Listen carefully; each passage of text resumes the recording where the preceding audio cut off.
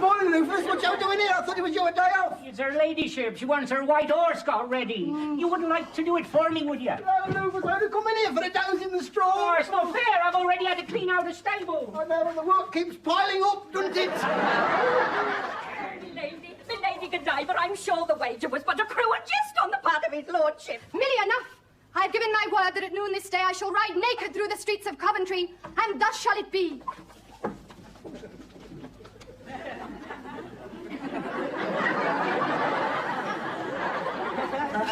Rufus, I've been thinking, Rufus. I don't mind getting her ladyship's horse ready for you if you like. I don't mind. I thought you was feeling too tired. Well, I was, Rufus, but suddenly I feel refreshed. Oh, no.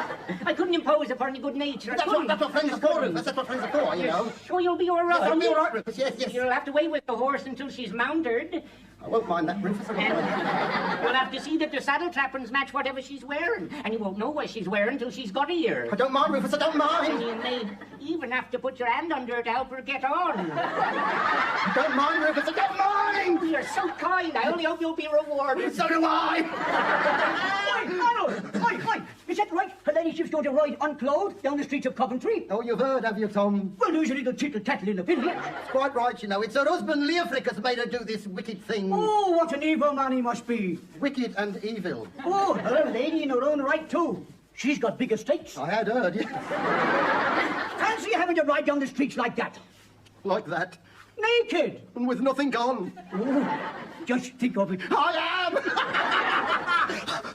Will she be riding that big white horse of hers? Yeah. I reckon she'd show up better on the black one myself, you know. Will she be riding down the high street? Yeah, I reckon so. How does she ride? Side saddle facing left. I think. I've forgotten now.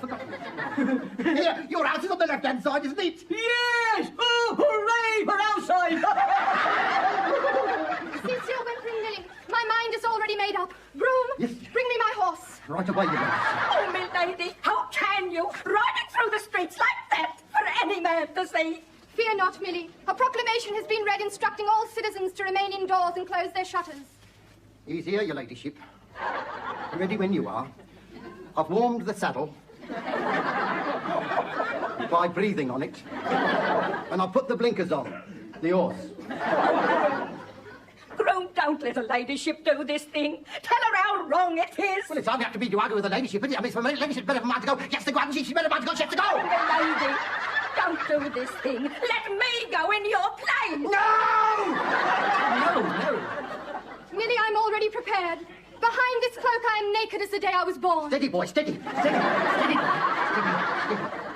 Groom, I beseech you. Don't let her ladyship do this. Stop her. Well, I mean, if her ladyship's in the new, nay, got no nick, no brook, no pad. If she's ready to go, I couldn't stand in her way, could I? I mean, I'd like to, but I mustn't. Poltroon! Poltroon? I can't bear to see me ladyship. Come, groom. It is time I was mounted. Steady. Control.